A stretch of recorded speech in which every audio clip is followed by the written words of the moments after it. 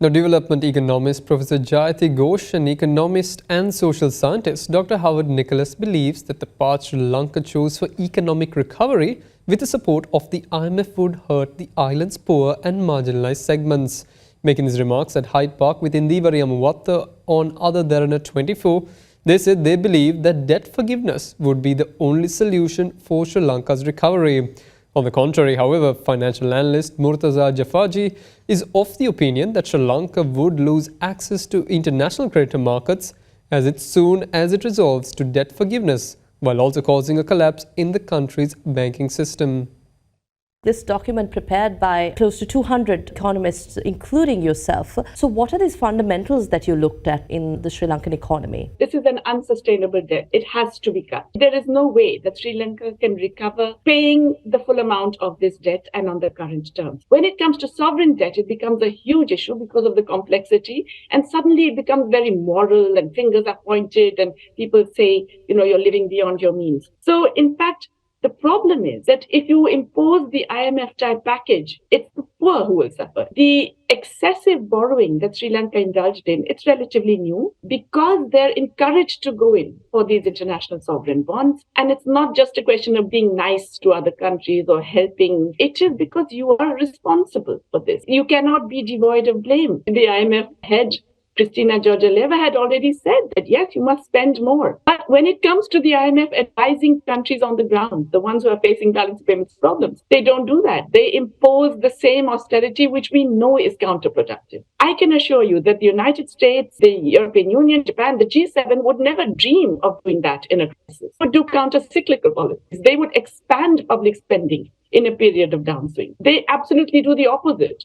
of what they let the IMF force countries in distress to do. So the idea of counter-cyclical spending is, in a way, it's a no-brainer. There are now umpteen surveys and studies that show that the IMF conditionalities of that rigid austerity-making and make things worse, cause countries to go deeper into recession, depression, dramatic falls in employment, increases in poverty, increases in hunger. It is so widely documented. Do you think that we could expect austerity measures to be waived off by the IMF, as well as creditors to be considering to take Sri Lanka's debt burden off? So with all due respects to the eminent economists, I simply don't agree, and I think it will be counterproductive for us. Our debt is not odious debt. We borrowed in good faith. Unfortunately, our policymakers got all the policy interventions all wrong. It was very clear in early 2020 when COVID impacted us that we had a solvency problem. But our policymakers started behaving that this is a liquidity crisis, and they postponed an inevitable restructuring by 2 years. If we had restructured our debt earlier, the pain would have been much less and the loss to the creditors also would have been less. Now the problem with what is being suggested here of debt forgiveness, and the market is already imputing what the loss is going to be because these instruments are trading at 30 cents to the dollar, is that out of the $12.5 billion worth of international sovereign bonds or Euro bonds, over $1.5 billion is owned by our banking system basically. So if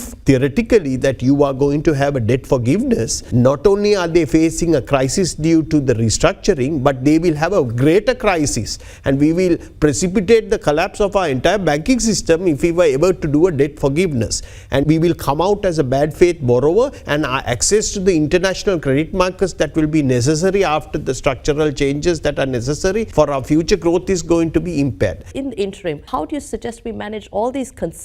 One thing I observed that the IMF did, and many people believe that the IMF did it deliberately, was they delayed assistance to many East Asian countries. Now the IMF denied that, but actually what it resulted in was making all those East Asian countries incredibly vulnerable and having a very weak bargaining position. Let me just give you an example. They delayed assistance to Thailand. And then finally, Thailand was so desperate, they actually accepted many privatizations, which were essentially handing over assets to Western banks.